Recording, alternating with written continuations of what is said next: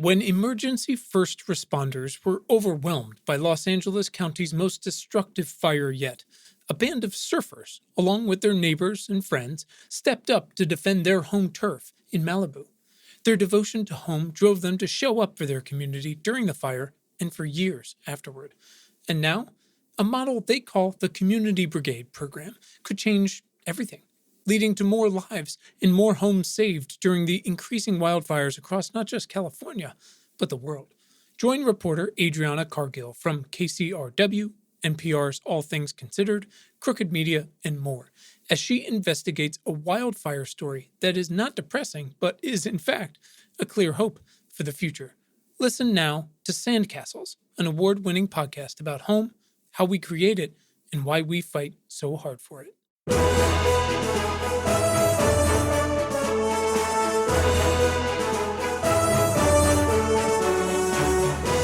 Welcome to Important Not Important. My name is Quinn Emmett. And it's me, Brian Colbert Kennedy. Welcome back to the office, Brian. Thank you. This is the podcast where we try to bend the motherfucking arc of history towards a more livable planet for you, for me, for everybody else.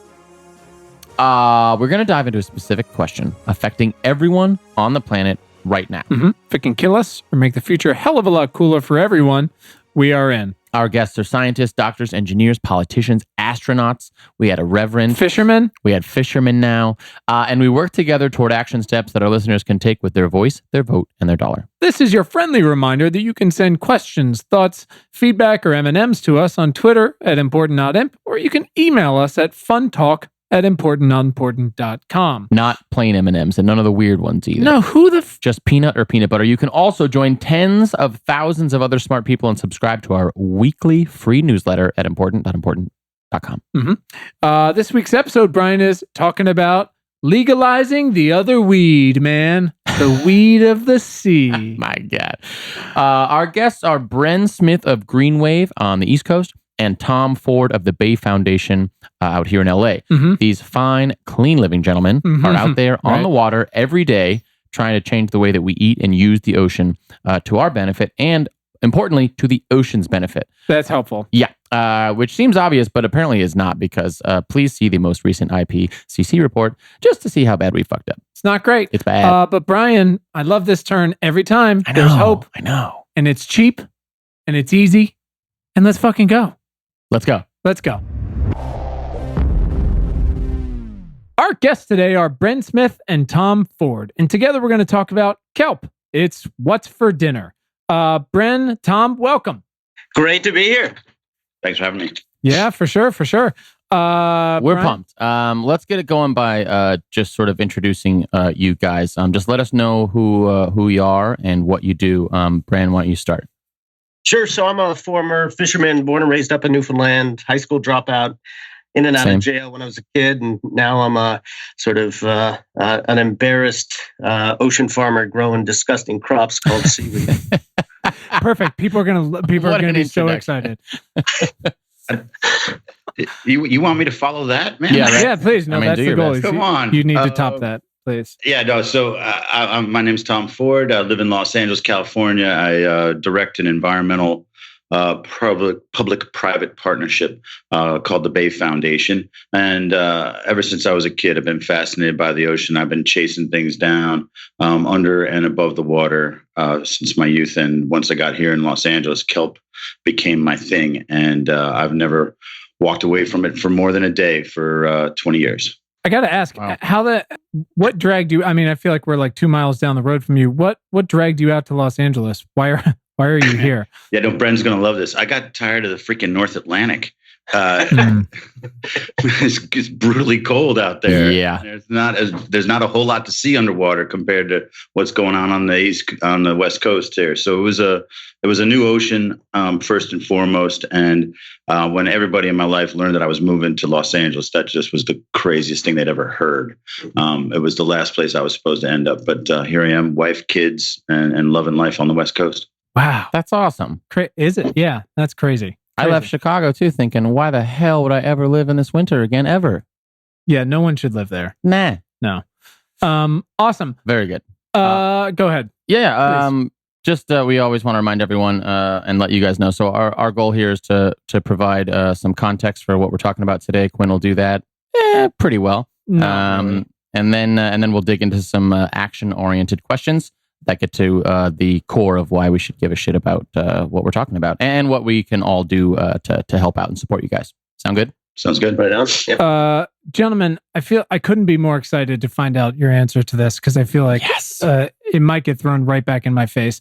But we ask everybody this question. So this is to kind of set the tone a little bit. Instead of saying, tell us your life story, we like to ask, why are you vital to the survival of the species? I think we let Tom go first this time. Yeah. Be bold. Be honest, Tom. I'll swing at that. And I'd say the answer is that I know that we can make a lot more production and potential realized here on this planet. And the pressures that people, that we as a population or as a species are placing on this planet, you're going to need people who have that toolkit like myself, Bren, others. With the discomfort of saying that and sounding arrogant, that's, I think, in a nutshell. Sounds pretty good. Yeah. Bren? So I just laugh because my wife's pregnant, and I keep thinking like the hope was to end the gene pool. I'm bald, epileptic, asthmatic. I'm short. Like I'm a very much an acquired taste. Right, but like 1,000 years ago, there's no chance that keeps going. So I've just been struggling with the fact that my genes are going to continue. But I mean, I think. As fishermen to farmers, we're good at growing stuff, and we need to really cultivate these carbon sinks of the future. It's where we're going. And I think I'm representative of sort of the thousands of fishermen and now hopefully ocean farmers that are blue collar innovators in the water every day.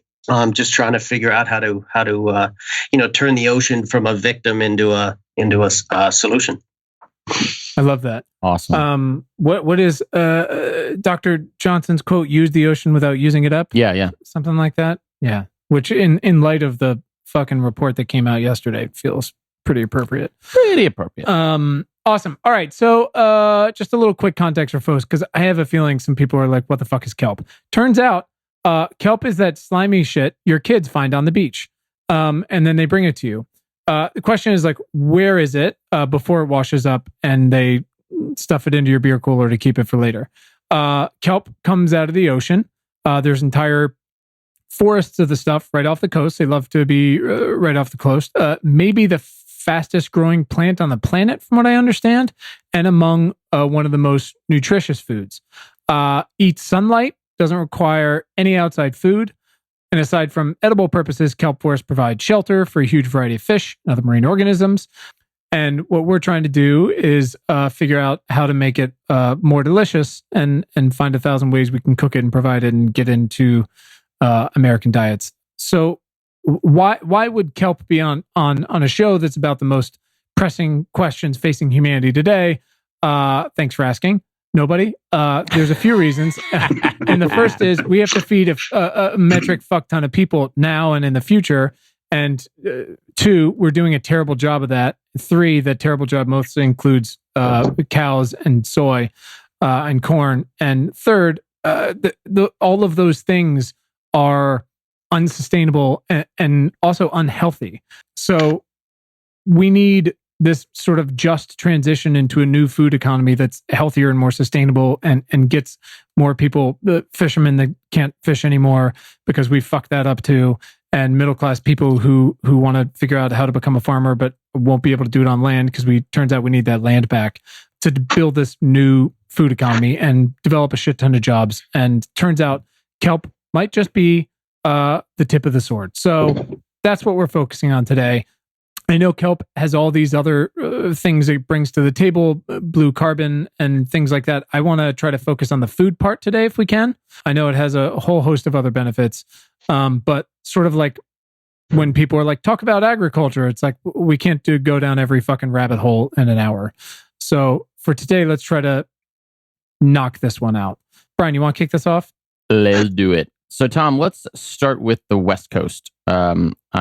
I can't believe I'm saying this, but let me check my notes here. Yep, LA is leading the way in reviving kelp forests under siege from climate change. Los Angeles, that's incredible. Is that true? Yes, man, that is true. And I think that I appreciate that incredulity in your voice. Like, what do you mean? Los Angeles can't solve anything environmental. Well, we still have like 3,000 fucking oil wells in the county. It's no big deal. But you're growing kelp forests, I guess. Yeah, exactly. Yeah, and, how is that going down? Yeah, it was surprising news to everybody up and down the coast, because if you tell, hey, it's the West Coast, it's the ocean, you think Monterey Bay, and you go to Monterey Bay Aquarium, and there's your experience. Sure. Right. So we had to convince professionals and the general public that we had a treasure off of our coast that had gotten destroyed through a near century of neglect and abuse. And we've been able to flip it around quite successfully. And we're putting the fishermen back to work to rebuild a forest and a system that they can harvest from. That was a no man's land to them for the past decades, and for some of them, their entire lives. So it's tremendously rewarding. I can't believe what we realize out there. And for the folks that are texting and driving and bummed, the experience that I've had, that the people that I work with have had, is that you can actually transform this planet.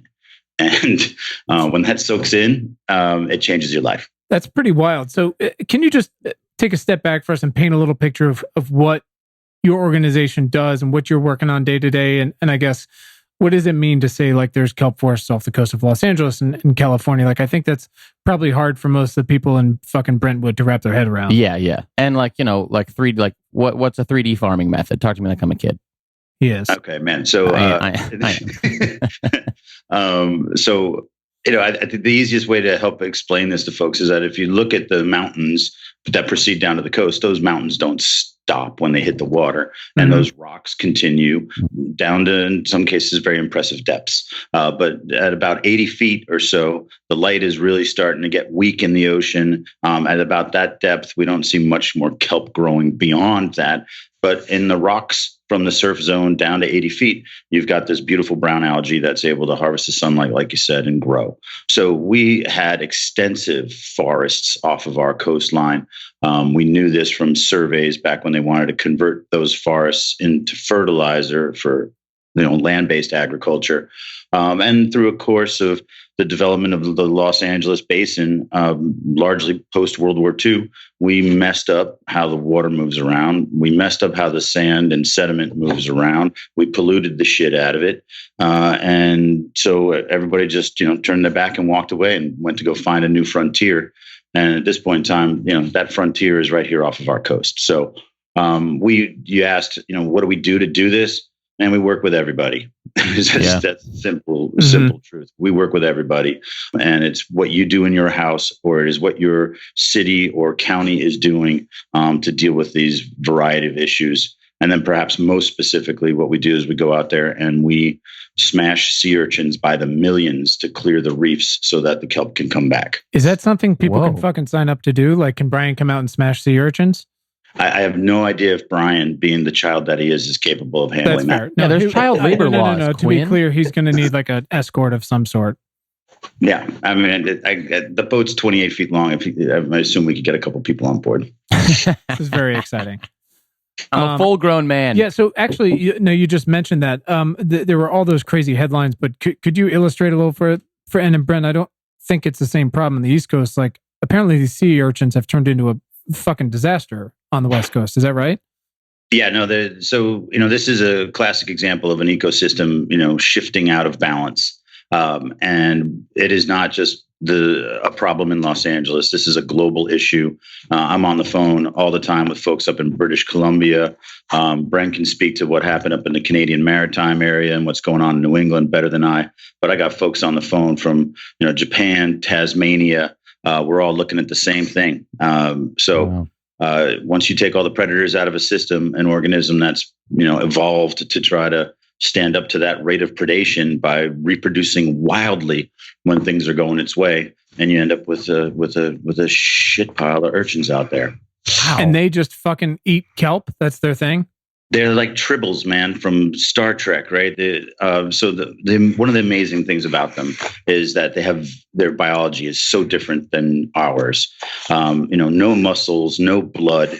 They are essentially, a digestive tract, reproductive organs covered with, spines.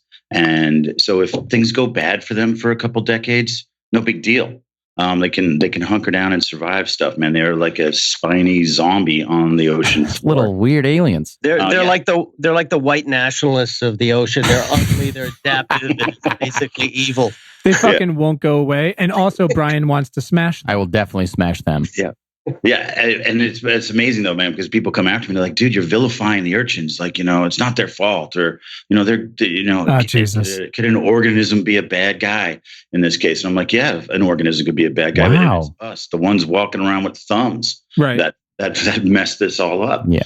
So that's really the point of the story in the long run. But if we don't get them out of the way, the kelp forest can't come back, and then all those other benefits can't come back, and the system doesn't function. It doesn't pull down the carbon. It doesn't make other, kelp. It doesn't make other fish. It doesn't make this. So it's been an awesome opportunity to do that work, and other folks are now taking our model and applying it elsewhere around the globe, and that feels awesome. Wow, that's wild. So, Bren, switching to the East Coast, first of all, you mentioned in your book, you're like, I have one skill and it's I can work for a long time, but you're also like kind of a fucking poet. I mean, it felt a little bit like reading Melville. I really enjoyed it a hell of a lot, and you pioneered so much of this movement with your bare hands. But you've also been brutally honest about, like you were before we started, about the kelp, the product, the business, what you've learned and continue to learn. So I'm super curious about this crazy little issue that, and please correct me, maybe we're starting to deal with this in some way, but is the shelf life for kelp actually half an hour? Yeah. So what happens? We bring it out of the water and it just hates the oxygen, so it begins to shrivel, and we need to shut that oxygen off really quickly. And that's one of the challenges. That means we can grow the stuff really fast, really effectively, but it just means we need infrastructure, and infrastructure is expensive. So that's just been a challenge we've been facing. In many ways, the market's surging forward, the farming surging forward, but that sort of centerpiece is something that really needs development. So, what does that look like? Does that literally, and again, treat us like fucking kindergartners here. I mean, does that look like small processing? I know you don't want, obviously, no one wants like these huge agricultural industrial giants getting in the way of this shit, but does that look like processing plants on the dock? Like, can you pull this shit up, and then what do? You freeze it and then bring it to the dock? Like, how does the process work right now, and how would it work optimally? Yeah, so we think of a reef model. We call it GreenWave reef, which is in 25 to 50 small scale farms in an area. How big is a farm? It depends where, but say 25 acres as an average. Okay. And to be able to make a living, and that allows for networked production, right? Enough volume to hit the docks. And it kind of spreads risk, right? The trouble with the ocean is that, my farm, some years I get 15, 20 feet blades of kelp, other years 3 foot. Right? And so we can't control our soil, essentially. My soil turns over like 1,000 times a day. Right. So we just need to deal with that volatility, and we do that through networks of farms. But then when you hit land on the reefs, you got a processing plant. And the thing I like about kelp, I know you want to concentrate on food, but it really is the soy of the sea, but not evil, right? We can make it good, delicious food, but we can also turn it into an ingredient and weave it into all sorts of other industries as bioplastics, as fertilizer, feed, stuff like that. And so the processing plants need to be able to stabilize that kelp and turn it into an ingredient. Right now, we freeze it, we blanch it, we turn it into noodles, bouillon cubes, things like that, and we get it fresh to, we bag it, and it's got basically a 3 or 4 day shelf life in the fridge if it's bagged. That's what we're doing now. But I think the challenge, like we're in Alaska, working with some of the indigenous folks there, and that shipping is going to be really challenging to get it down to the lower 48. Yeah. So the processing technology is just going to be key. So what exists of the processing infrastructure and technology that we're looking for? Have there been any wins? Are we building these things? Who's building them? What needs to happen? Right in California, there's Blue Evolution's a great company. They're working up in Alaska. They've got some great processing capability. There's Atlantic Sea Farms in Maine. There's doing like amazing fermented products and things like that. But the bouillon cubes, crazily enough, need to get partially processed in the Faroe Islands and finished in Germany and then come back. What? And the reason is it's just so expensive to build this stuff. So, and we can't build it before people are eating and buying it, right? So we're working with one company. They're going to roll out a series of bouillon cubes, but they have to see if people are going to eat it and it'll catch on before you put in, $4 or $5 million into a processing plant. Mm-hmm. The other thing I'd say, I mean, this is about the ocean, but the key there's going to be all this land-based infrastructure that's needed. So our hatcheries, for example, and my small processing plant is in one of the poorest neighborhoods here in Connecticut. And so we get this opportunity to not only farm, but plan and place our land-based infrastructure to make sure communities benefit here at the local level. That's super interesting. I wonder if the guys at Appeal Sciences could help out. Oh, that's really interesting. We talked to these guys that have this company that they use food to make this product to coat fruits and vegetables in that keeps oxygen out. Oh, amazing. So it was incredible. Called Appeal, APEEL. It's run by this guy, James Rogers, who, I mean, typical, like, we talked to so many fucking just infinitely smart humans. And he was like, I was watching solar paint dry one day that I had made by hand. Right. And it occurred to me, like, I could use this all natural fucking, like at NASA, he was like watching solar paint dry at NASA. I was like, all right. He's like, I figured out I can use this like all natural like coating basically on any fruit. And it like doubles the fucking shelf life. And they've proved it. And now like his avocados are in like Kroger's and shit and they last twice as long. And it's just, it could like change food waste, period. Let's spray that shit on some kelp. Yeah, that's really interesting. And that's the weird thing is, so there's this chance to innovate forward. But then when I was doing the book, we just found this whole lost Western culinary history of seaweeds, right? It used to be a bar snack in Scottish and Irish bars. Oh, wow. McDonald's actually made a seaweed burger in the 90s. It became the national official burger of the National Basketball Association. In San Diego alone, over on your coast, there were 1,500 workers in the early 1900s creating 52 different kelp products. Now, including weapons. Like only we could weaponize something like kelp. Jesus, great. For World War I. What the fuck does a kelp weapon look like? Revive. Jesus. Wow. So I do want to mention, because you put it so succinctly before we started recording, Bren, that kelp is disgusting, I believe is the word you used. So what do we... I guess what are, considering like you said, like the farms are taking off, and I know the regulatory stuff has been a nightmare to get through, and you guys are pioneering that stuff. But what are the things that are working that we're doing to actually make this fucking taste good, to make people want it, besides like giving it to fancy chefs? Like, what do you guys see as, I guess, starting with food, and I'm happy to take a fucking left turn and everything else, but like, where do we see like the easiest wins basically for this? Yeah.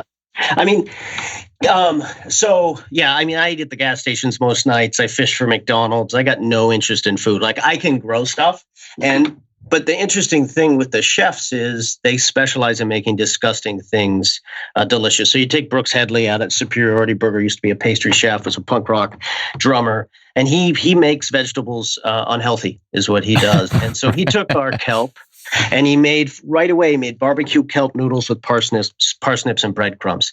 And that's brilliant because you get the heat of the barbecue sauce, you get that crunch of the breadcrumbs and the sort of roundness of parsnips, and immediately it desucifies it. Right, it just turns it into some everyday drunk food late at night in Manhattan. And I think that's the mistake I made originally. Is I worked with seafood chefs, and seafood chefs traditionally have been amazingly uninventive. But land-based chefs have just gotten so creative. The seafood chefs would just wrap it around fish, create a seaweed salad, stuff like that. Yeah. But now I think, the other thing I'd say is, if a chef can't make what I grow delicious, they should quit their jobs. Like, I'm growing a climate ready crop, and they have to make it delicious and beautiful. That's why they've been put on earth, and otherwise they should just hit the unemployment line. Well, they have to, or else we're dead. It's you got to make it delicious. The other thing is, I've had that same conversation when engineers are like, "Oh, we can't fix this." I'm like, "What the fuck are you talking about? It's what you guys do. Go do it. Go You do got it. one do the thing. This is the thing I talk about my wife, I'll make her watch football and a wide receiver drops a ball and I get very angry and she's like, "Well, that happens." I'm like, No. They got one job. It's to catch a football. That's it. Yeah. Like you don't get to just go, "Oh, maybe next time." It's like, no, motherfucker. Like that's your job. Exactly. The other thing I'd say is what we found is as we're growing in different places, there are just different flavors. Like I like kelp because you cook it, it turns bright green. That aesthetics are really good, and it doesn't taste like much. Like it's a great gateway drug for the American palate because it has such a mild flavor. And then as we begin growing in different places, because we're growing in Alaska, we're growing up in Canada and in New England, California, places like that, and everyone tastes. Each crop tastes different, different level of sort of mouthfeel and saltiness and sweetness. And once we dive into those flavors, which we've never done, I think we're going to. That's how we shift taste. And the other thing is, there are 10,000 plants in the ocean. Thousands of them are edible. So as a chef, this is the beginning of a new sort of adventure of what are the kales, the arugulas, the tomatoes, the corns of the future. Right. And so suddenly, the eating bug, it doesn't have to be eating bugs. It can be eating a whole new set of delicious, beautiful plants. Interesting. So I'm curious, I guess for both of you guys, where are you as you're sort of working to keep big industry out of this shit? Where is the money coming from for the farms and the processing stuff that does exist and these new food companies?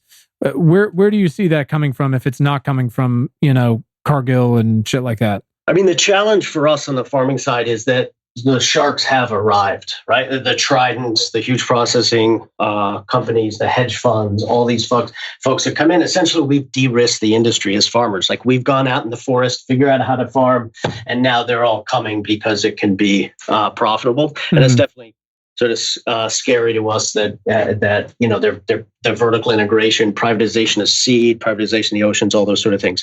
That said, one of the keys for us is how do we create the nail salon models of the sea, right? How do we keep capital costs really low, skill requirements really low? So if overhead's low, then a lot of us can get into the industry. There can be thousands of farmers producing, and so you don't have to take out loans from the banks, and you don't need investors. I think that's going to be the key. There are good. I got a section of the book called Swimming with Sharks, and I've just had I had a failed company, and I just got really burned along the way with this sort of mythic, false, climate-denying thing called an impact investor. And who are coming into industries, they get attracted because they want to address climate change and other environmental issues, but they still want to brag to their mistresses that they're making 15% return in 5 to 6 years, right? And that's just never going to happen. We need really patient capital that's more like you dial back to 3 to 4% return over 9 years, and that's how we get there as we build something new. Yeah, nice. I would say the other side of the coin from a lot of the places where I'm working is we're looking at carbon trading and carbon taxes amassing huge sums of money. And then in this case, looking at this saying, we can invest into ocean farming as a working landscape that has all those benefits that we need, getting the carbon out of the atmosphere, et cetera, but putting local folks to work. Right now, the trick for us to break open that piggy bank is we need some more science. We've got to come down with a real hard number and a quantifiable, pathway to how many tons of carbon moves into where in this system. And then once we can prove that out, we've got that rubric. And then we can turn around to the state of California and say, hey, we'd like to see, $1 billion rolling into this type of stuff up and down the coast. And I'm right there with Bren. I'd love to see it still be these, these local mom and pop shops. That's the community that we try to focus on for sure. I mean, the exciting thing about this space is that we can build a system from the bottom up, right? We can take all the lessons of land-based industrial ag, industrial aquaculture, not make the same mistakes. And I think we're seeing folks from all different walks of life coming into the sector because, God, we might be able to do food right this time, do ag the right way. But it's just going to be all hands on deck. Like we need a new research, we need a good investment. We got a waiting list of 4,000 farmers at GreenWave at our training program right now. And so we need an army of farmers that can train other farmers all over the country. And, there isn't much time to address the climate issue, as everybody knows, so it has to happen really fast. The other thing I'd say is the weird thing about farming is, I can't see the crops I grow, and I can't swim personally, so there's no way I'm ever going to see them. And my soil turns over 1,000 times a day. So we've gotten deep into the data space because we're going to need that data in order to figure out how to grow and grow better. And one of the more interesting projects we're working on is that in 4 states, we have farmers getting paid $25,000 a year to harvest data and sell that to a tech company.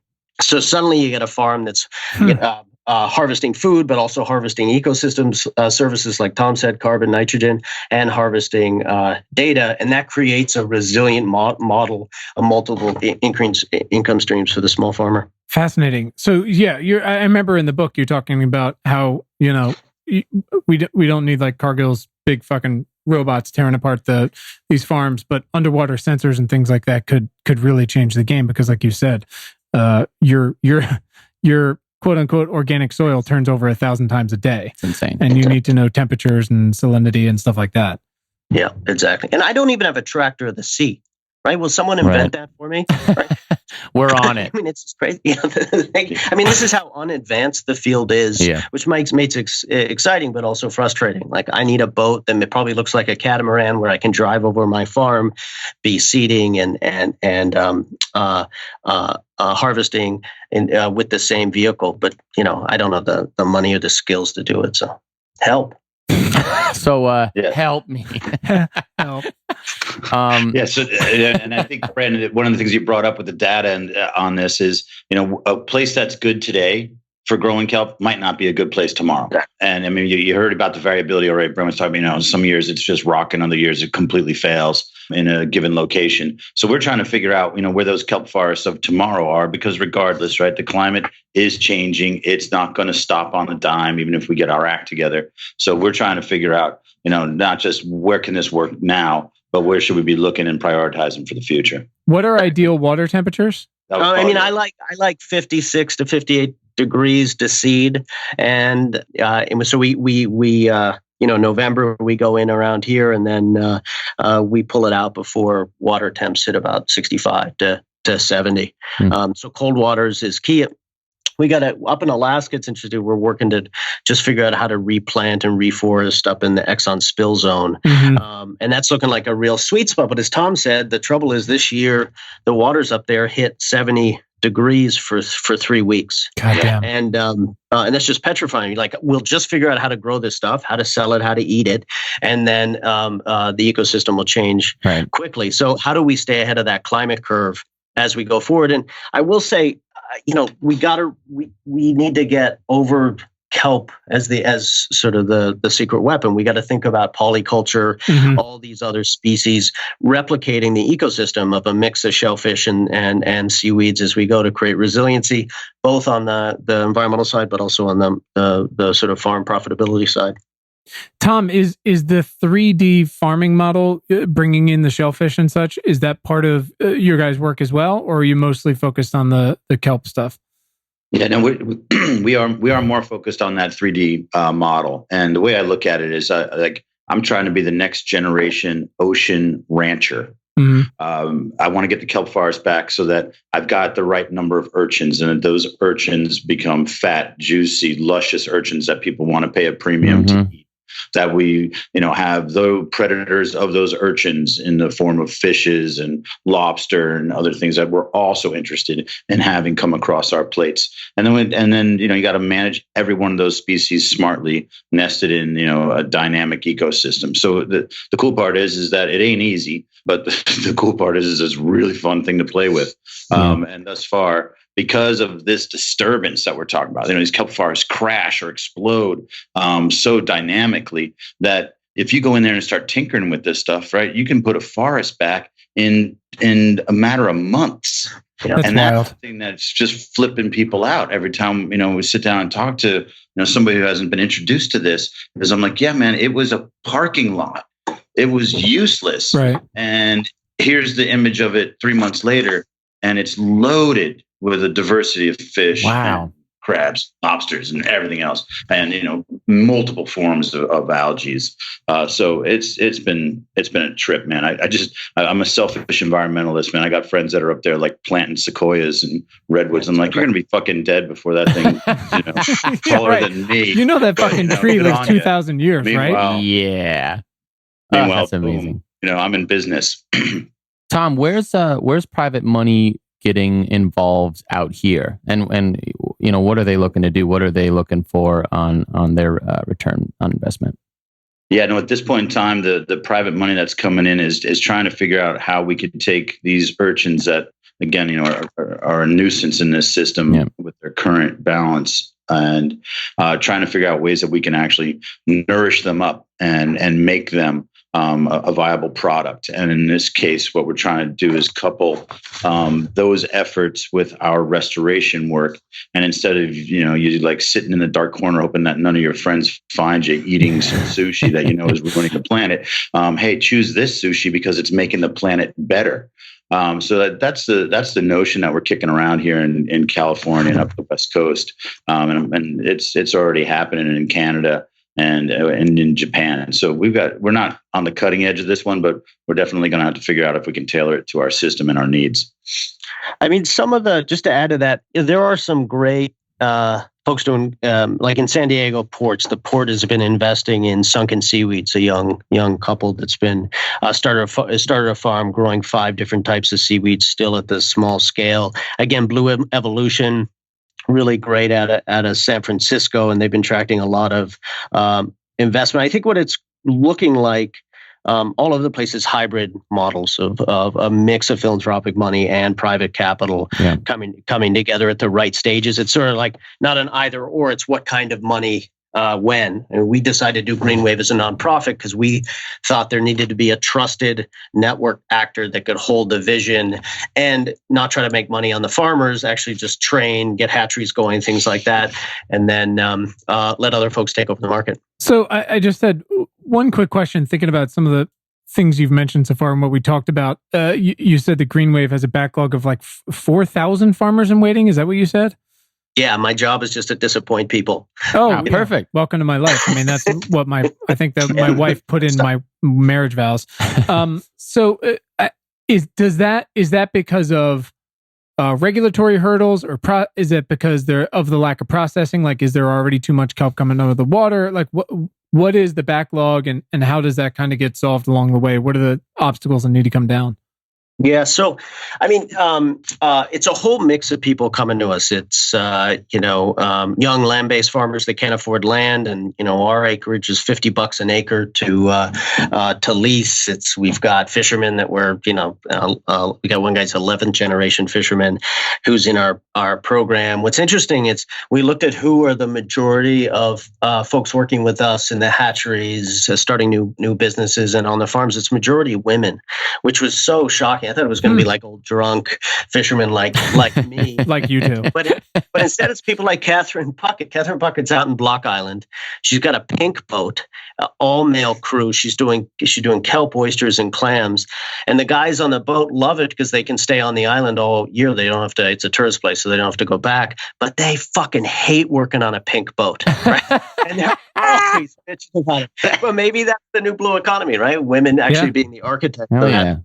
Now, regulatory, it's funny. There's a lot, everybody thinks it's huge permitting problems. Our program, we actually permit and help the farmers permit with our team. We've gotten pretty good at it. I mean, there are thousands of acres getting permitted. If you look at the whole country, California is its own unique problem. I mean, they haven't given out a lease in 19 years. There are a couple places where we can farm in California, but in New York, so it's happening in a lot of places, but you take New York and there's no legislation to grow kelp. It's actually not legal to grow kelp. So we're growing it in 4 feet of water. Actually, we're growing 15-foot blades of kelp in there, but we're not allowed to sell it. So, we need a campaign to legalize the other feed in New York. Hold on. I'm not a fucking math major here, but I'm just trying to understand how you're going. What did you say? 15 feet of kelp and 4 feet of water? I'm so confused. Yeah, the ship floats. Oh, the shit floats. Got it. Right. Okay. Shit floats, baby. Right. Got it. Why is it illegal to sell? It's just not legal. It's never been legalized. Right? Whoa. It's just so you can wild harvest, but you can't farm it. So, and I'd say I can go score a dime bag. I was just going to say, I can get all the weed I want, no problem. Exactly. I mean, when I started this, it was so freaking embarrassing to grow kelp that I was telling everybody I was growing underwater hemp so I wouldn't get beat up in the dock. When they all come in. Underwater hemp. A full circle. But I'd say, the challenge here is how do you move supply, infrastructure, and markets all at the same time? So in some places, we've got too much kelp, not enough infrastructure. Other places, we got infrastructure and market and not enough kelp. And so what GreenWave is doing is sort of always trying to move those pieces of the chessboard regionally. It's just, it really needs to be a local regional strategy and just making sure one doesn't get ahead of the other. Right. Nice. It's got to be a hell of a balancing act. Yeah. Sucks. Guys, what are like some previous examples of, sort of strange new foods being successfully introduced into American diets? Bren, you talked in your book about kale and all the ways that you got kelp into New York kitchens, like you just mentioned, in the White House. What's the easiest, way in these days? And what's having like a lot of success? What products? Yeah. I mean, when I first started selling it, my most successful was not going through the seafood suppliers, like I said, but going through the folks that were selling truffles and mushrooms into chefs into New York. Yeah. And immediately those folks are like, oh, this is the kale of the sea. It has a unique, terroir flavor to it, and we can get it locally. And they just, my farm was really successful early on just because I was able to sell everything into the city. Now, I mean, let's not choose of shifting tastes is hard and slow. Mm-hmm. And so that's why we don't want to bank everything on flavor. We're going to do that. We're going to move shellfish and seaweeds to the center of the plate. And, the climate winds are at our back because anybody who's growing zero input food, without fertilizer, without feed, without fresh water, it's going to be the most affordable food on the planet as corn prices go up and soy prices and everything. So that's going to move it to the center of the plate. But we also, we need to move those other uses into bioplastics, fertilizer feeds, things like that. I mean, I'm a huge fan of fertilizers right now because there's a nutrient deficiency on land, right? And all that stuff's leached in the oceans. I have them all. I got all that nitrogen, that carbon, that phosphorus. So I'm going to soak it up and sell it back to the farmers. And so land-based farmers. So one of our biggest markets is actually taking all the waste, quote unquote, waste off the farm, stuff that isn't food grade, and moving that to land-based farms to give them the nutrients they need. Oh, wow. Super interesting. Yeah. So as we're moving towards sort of action and ways people can get involved, and they can get involved in seemingly quite a number of ways here. And we've got listeners from, business leaders to senators and congresspeople to fucking nerds. But so I'm curious, there's lots of talk about how there's more U.S. territory underwater than above water. And that's before sea level rise completely fucks us. But talk to me a little bit more about, can these 3D farms go? Obviously, they can't go anywhere. You already mentioned that there's specific water temperature preferences. What are the other basic requirements? Like, where can't it go? Those nutrients and all that stuff that Bren just identified, right? Much of that's moving off of the landscape, coming off the continents, and we see it, along shoaling up all along the coastlines. Once you get out, many miles from land, you often encounter waters that are nutrient deficient. Large portions of the surface waters of the planet don't have sufficient nutrients in them for you to set up a kelp farm, 400 miles off the coast of San Francisco. Mm-hmm. Not to mention the difficulties in accessing it. So, I think we are looking at these coastal areas along the continental shelves as the preferential places for this. It makes sense logistically. It makes sense from a biochemical standpoint to help make this stuff move. And that's where our focus is at this point in time. Bren and his army of ingenuity over there might have a different plan. But I've seen folks trying to imagine flying planes around and seeding the ocean with iron pellets to try to make this happen, or sinking pipes down into deeper nutrient-rich waters and bringing them up to the surface to create, basically an artificial landscape or artificial ocean in which you could cultivate this in places where you can't. So I think there's going to be some pretty cool stuff that comes out of this. But right now, it's coastal. The thing two things. One is, as a farmer, I think the trouble with the ocean engineers and a lot of ideas I'm seeing out there is people are over engineering. Like, the ocean is very unfriendly. You can't be an oak, you got to be a willow, right? So, the storms come over our farm and the whole thing sinks. The buoys actually don't hold the farm afloat. They just pop under the water and then pop back up. And it's the capital costs are just key. So if it does get destroyed, you can just start another farm. So all these, I just, as a farmer, the floating platforms, all the technology, I do worry it's folks that are not in the water and sort of scared of the water. Like, as a fisherman, it petrifies. As soon as you lose your fear of the ocean, get off, right? Mm-hmm. And it's so powerful. So that's one thing. The other thing is, if folks want to get involved, I'd say there are a couple ways. One is support a sea trust. Try to build a sea trust in your area. Just like land trusts, we need, say, California, 2,000 acres that are permitted for reforestation. So we're just planting like mad. We're farming sections of it for food and other products. And then there's room for artisanal fisheries, and there's a blue carbon regime over that. So the sea trust model, I think people locally can do that at a small, tiny community garden level or a massive scale. I think we need structured funds if you're in the business world, which is like a ocean like a kelp fund that strategically deploys in all the different areas where we need innovation, in the hatchery, in the farm designs, in the processing, product development, so that all these pieces move at once. And then the last thing is the Green New Deal. It's freaking crazy. The Green New Deal mentions the ocean one time, right?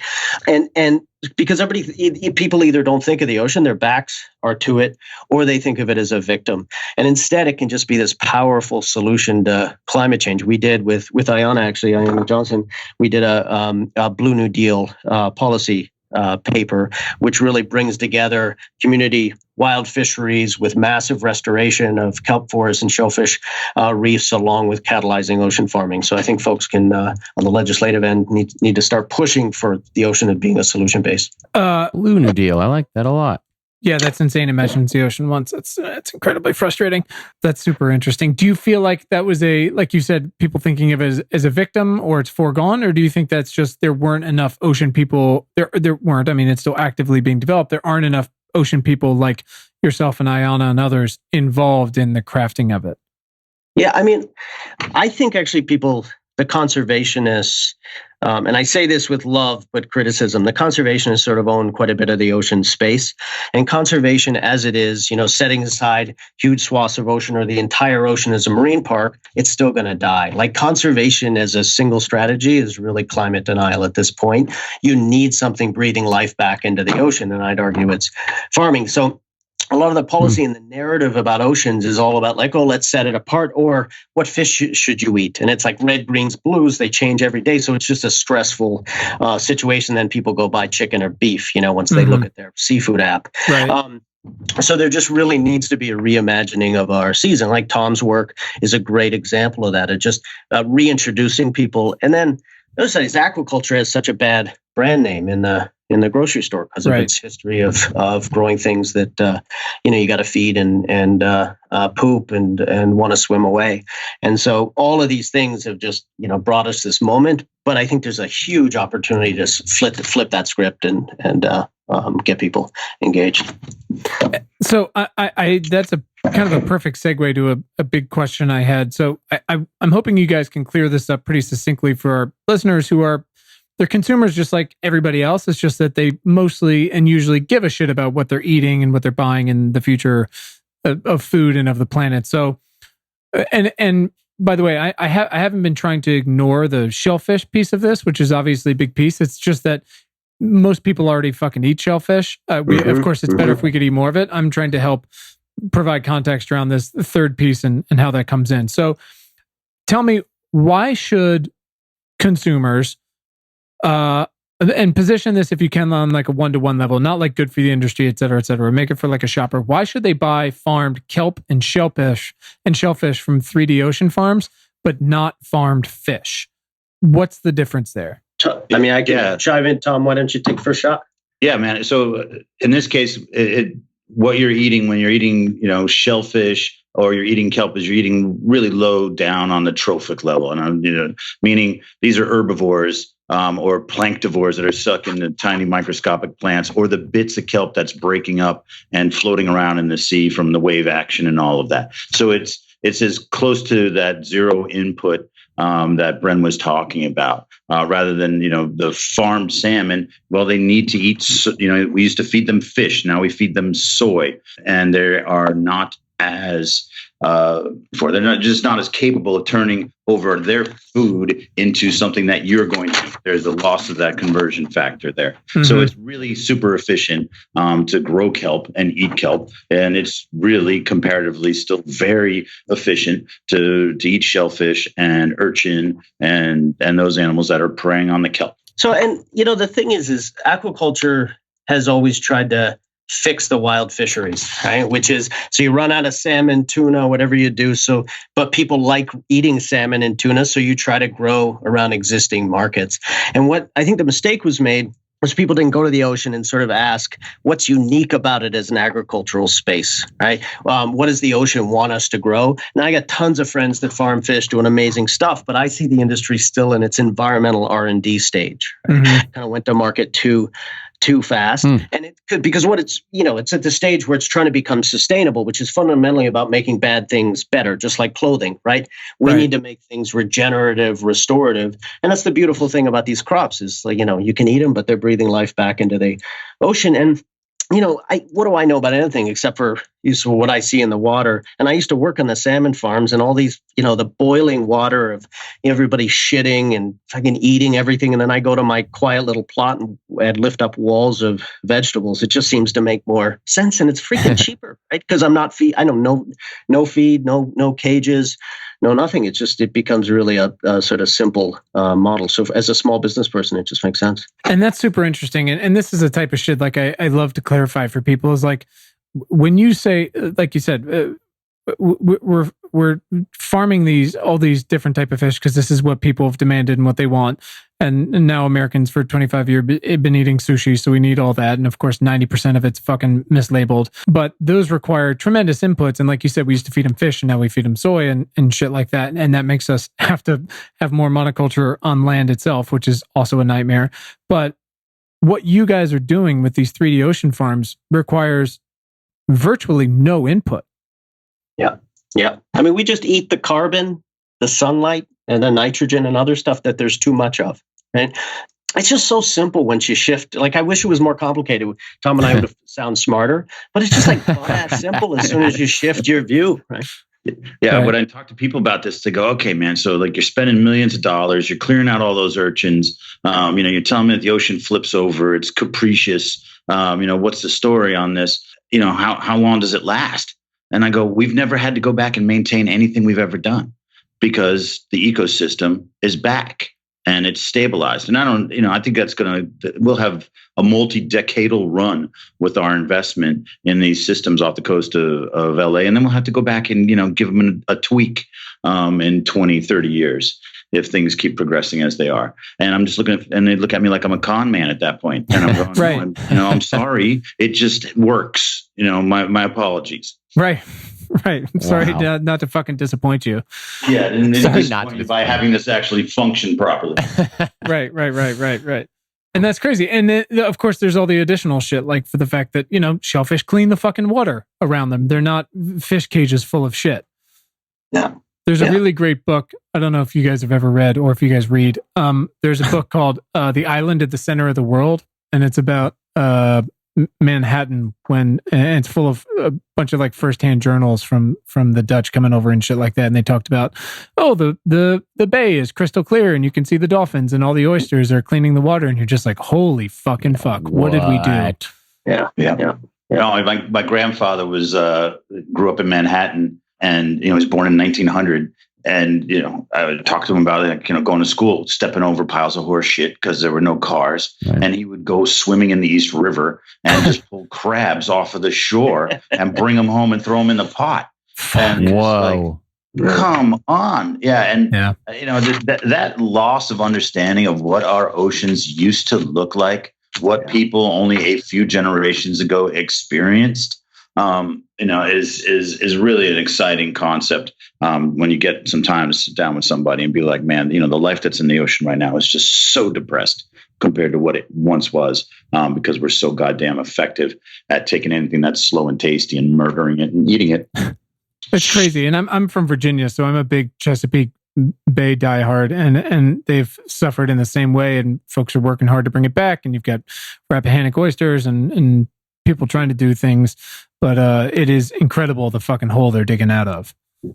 Yeah, no, it's mammoth, and I think that's the thing. You got the Chesapeake Bay. We can fix it, right? A bunch of the stuff we're talking about, we'll fix it, but it's gonna be a big effort to get it over the hump, and then once it's there, man, it's a downhill run after that.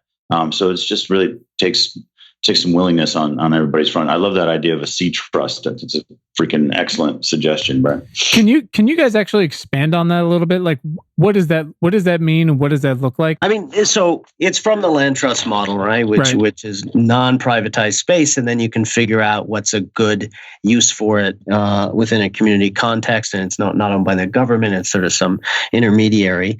And so, the first land trust was started, if I remember right, out of reconstruction of black farmers in a co-op was the first land trust, and they had thousands and thousands of acres. So the idea is to go out and not privatize it, pre-permit it, so the farmers don't have to go through the permits, and just plan. I mean, in this country, we just are absolutely allergic to any kind of industrial planning or planning of any kind. And so we can say, okay, we're going to take this area. We're going to do this. Tom's going to reforest this and get rid of the urchins. I'm going to go there and be farming from the surface down below. We're going to have fishers in there that are fishing because now we have an entire reef system.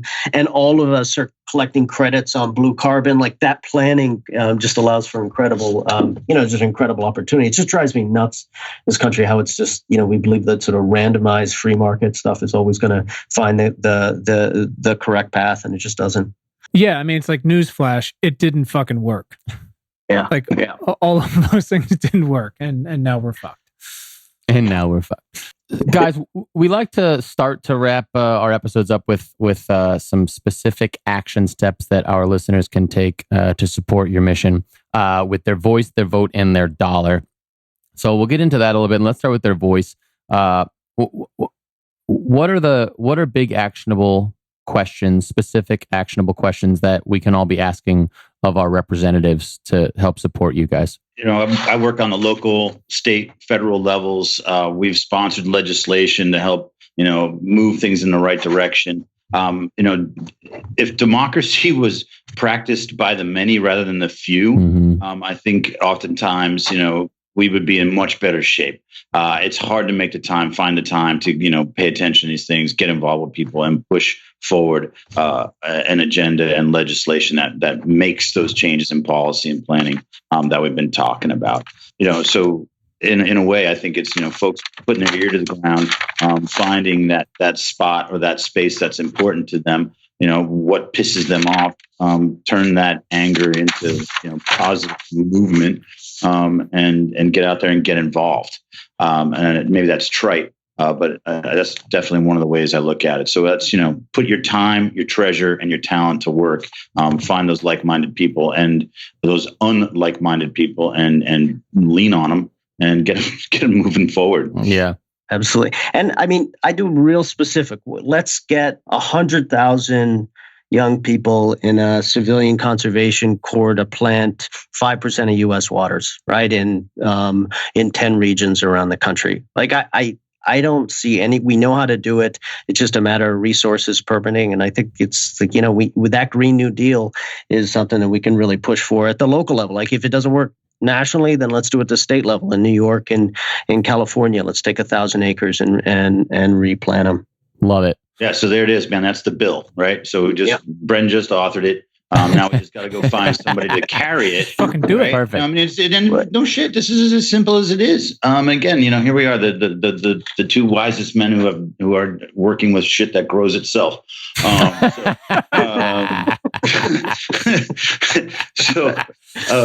It's really not that complicated. Once again, just got to find the time and the energy, and it takes a bunch of folks to help, reinforce that will. Right. Now, I think about what you said. It's like, why is it not legal to grow kelp in New York? It's just because it's never been legal. And it's like, just fucking fix that. Can we start there? Yeah, exactly. I mean, the path is clear. A lot of things are really complicated. This one, because the oceans are a blank slate at this point, it's not a complicated path. I mean, I'd suggest people take a look at the Blue New Deal we get on the GreenWave website. Yeah, and we should share that. You see, it's pretty simple, right? Awesome. We'll share it. And what about their vote? How can our listeners vote to help support you two? You mean politically?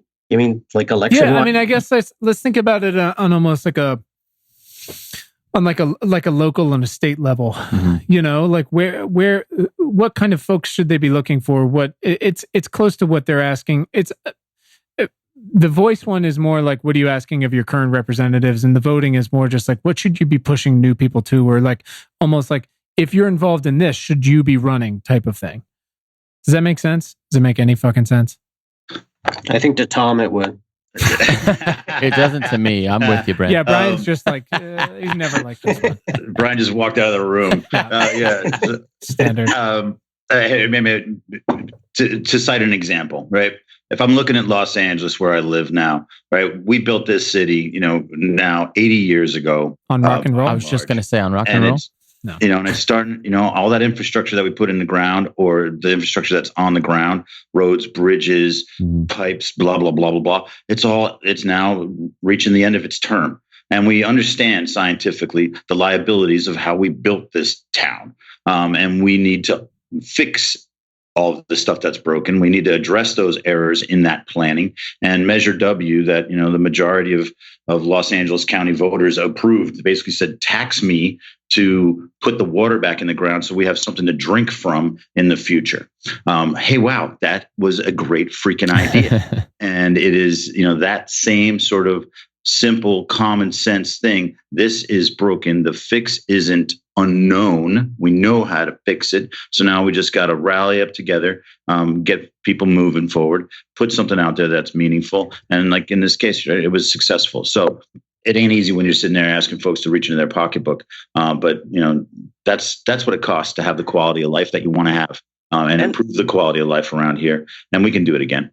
And I just say, it's like, just get out of this politics of no, right? I mean, as an environmentalist, say, we want to stop pipelines, the Keystone pipelines, methane and, oil platforms, things like that. We have to do that. We need to stop things. But what are we going to build? What's our yes? What are our solutions? Right. And that is such a more creative space. And I think, the kids out doing the strike the other day, I heard them say something, the whole climate strike. They're like, we have more ambition than the adults. Right? What a beautiful, beautiful idea. Sure. And as environmentalists or whatever the hell we are, we need more ambition and just be, these sort of Neanderthals aren't going to be able to build it. We're going to build something new. And that's exciting. Yeah, it is. Yeah, I love that. We have more ambition. It's, I liked what Greta said the other day, which is like, you come to us for hope. It's like, I want you to fucking panic. You should be panicking. We're panicking. That's where the ambition comes from, right? It's just like, well, we have to do big. There's no like middle, like we should find a centrist version of right. We're that's done. Way past that time. We're hitting the panic button. That's political time. All those kids are on climate time. Right? It's just a totally different. Yeah. I look at them and I tell them when I'm talking to the younger folks than I, and I'm like, man, you guys, this is the carbon kids, man. This is their thing, and it's awesome to see that they're capturing that and moving forward. And I think that's exactly right. It's focusing on a problem, wringing your hands about the problem, worrying about like, oh God, it'll never. I don't know. It seems to start doing things that work. Yeah, you'd be amazed at how far you can get. Well, and I think that's actually honestly where like my vote thing comes down to, is it's becoming more of like the ends justifying the means. It's like either at this point, and that's what the big threat that these kids are bringing is, like so many are 16 and 17. It's like, maybe not this election, but by next election, like it's either you do shit or you get the fuck out, because it's not going to be pretty. Yeah, I mean, we're staring here, and I'm sorry, this is a bit of a tangent, but we're dealing with sea level rise here in Los Angeles, and I've been talking to people about it for decades, and then finally, I think through my frustration and being a nerd and falling back on more technical information, I'll overwhelm these people with facts. Now I just walk into the room, I'm like, "Do you want to live in Los Angeles without a beach?" Yeah, sure. I mean, one of our first conversations, because that's what we're talking about. One of our first conversations with Molly Peterson is when I kind of realized that the San Francisco airport was going to be underwater in like 50 years. And she, of course, because she's a genius, did all this investigative reporting. And she's like, yeah, no one's really paying attention. I'm like, what the fuck? Right. So, in this case, the case in point is we went out on the Santa Monica Beach, threw 4 species of seeds into the sand, stopped dragging a tractor over it, and we've grown a 0.5 meter of beach over that 2-acre site in 3 years. Again, letting the plants do their thing. Right. And that's it. So again, I think some of the simple choices are right in front of our faces. We just got to commit. I saw a headline today that some fucking celebrity from the 70s sold their like $30 million Malibu house, and they showed a picture of the beach, and I was like, oh my God, like those houses aren't going to be there in 20 fucking years. Mm-hmm. That's going to be a huge issue, man. I'm very excited about exploring that space with the state of California and all these people, because it's going to be something else, man. Yeah, it looks. I look at it, I'm like, oh, there's new regions to farm. I got more water. Right. Yeah. Right. Brent's like, and it's just rich folks' water. It's great. Yeah. That's the nice water. That's right, man. People are like, hey, should I study marine biology? I'm like, it's a growing business. Yeah. Right. So much more. And then what about their dollar? What can our listeners do with their dollar?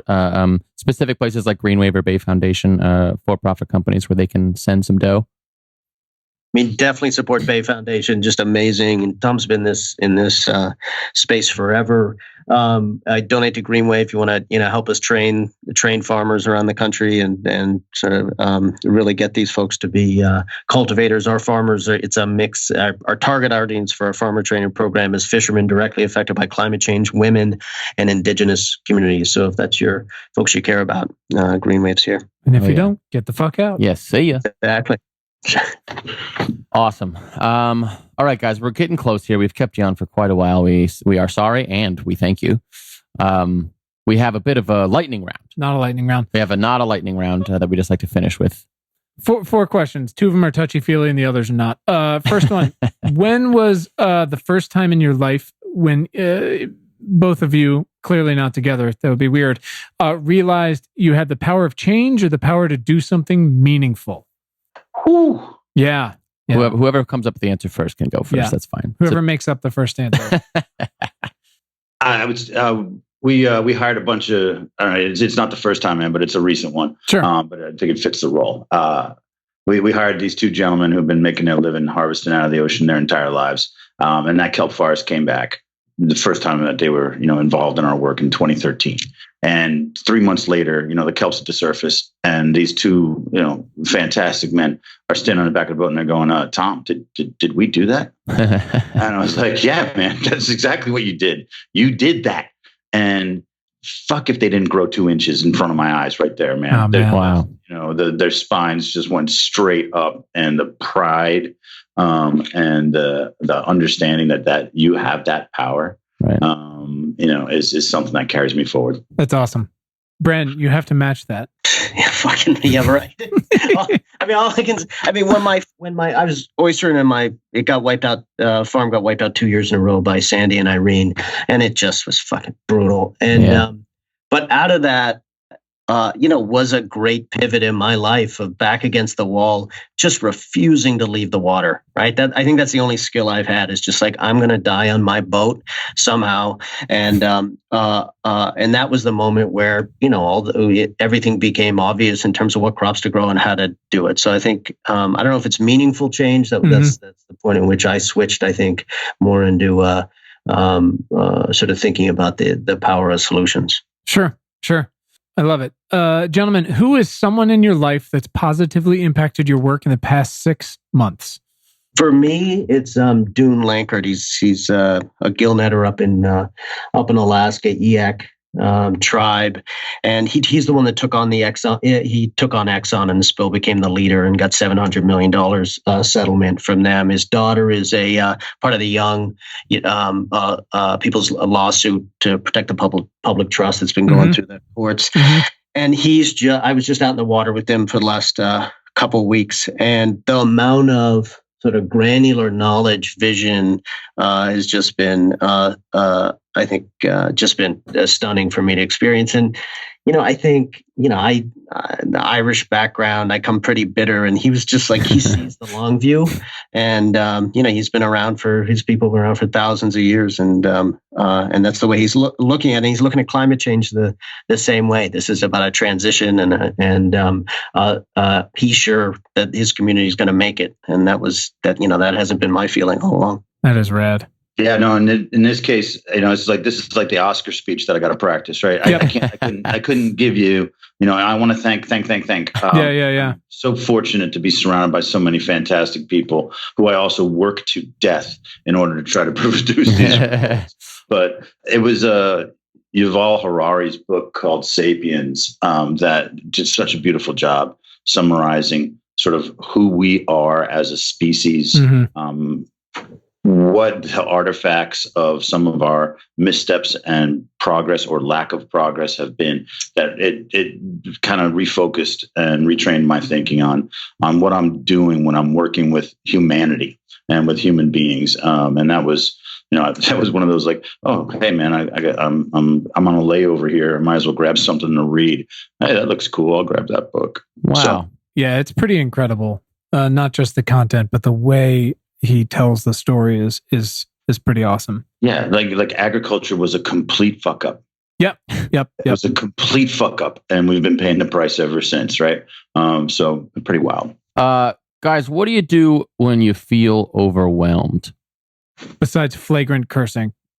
I mean, that does help a lot. Yep. Yeah, no, drinking. Sure. Perfect. Yeah, excellent. Yeah, there's a decent amount of that needs to be, freaking kept at bay. But yeah, man, there's no doubt. Like I might sound, hopeful and optimistic, or try to be, painting a picture like that. But there's a lot of frustration that goes into it. Yeah.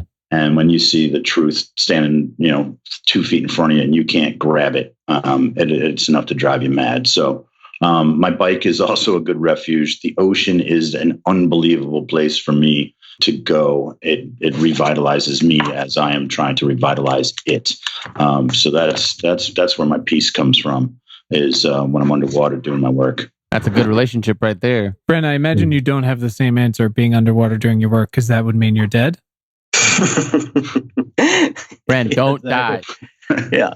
We say don't learn to swim. It just prolongs your death. Right? Of course it's the freaking water, but it's like, the land disappears. But I mean, I think what I don't tell my wife, but I go out in the boat, I drink like a fish, and then just try to avoid the Coast Guard is my main.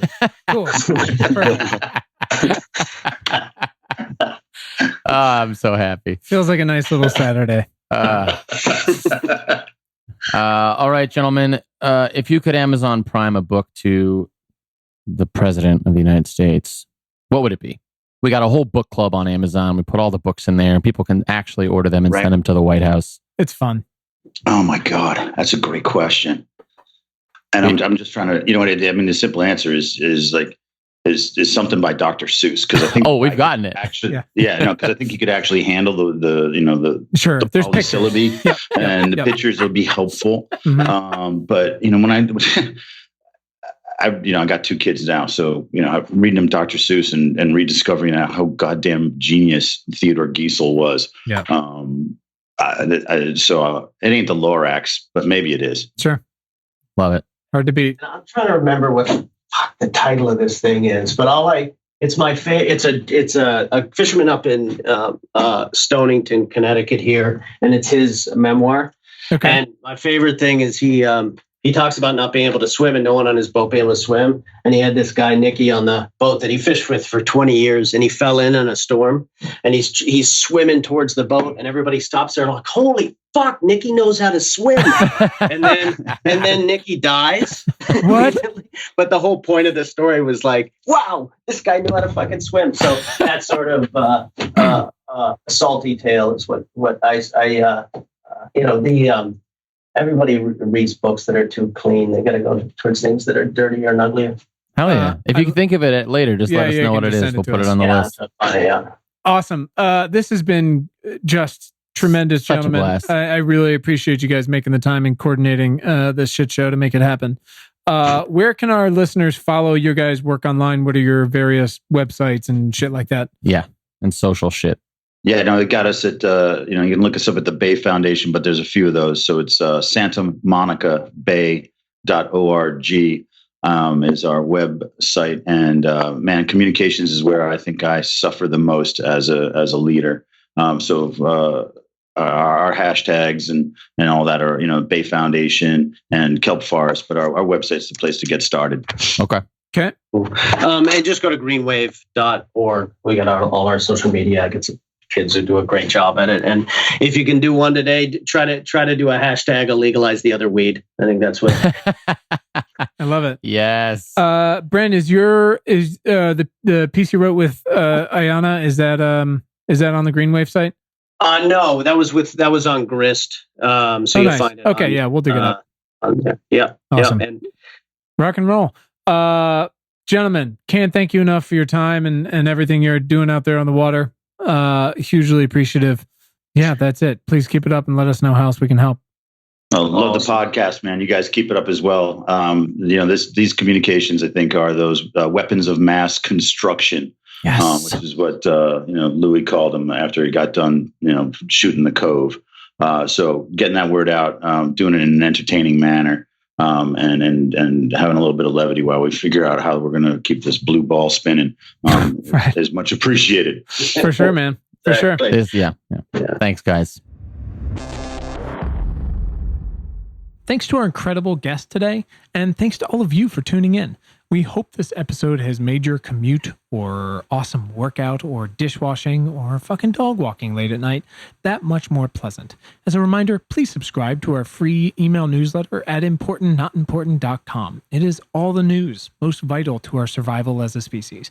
And you can follow us all over the internet. You can find us on Twitter at importantnotimp. Just so weird. Also on Facebook and Instagram at Important Not Important, Pinterest and Tumblr, the same thing. So check us out, follow us, share us, like us, you know the deal.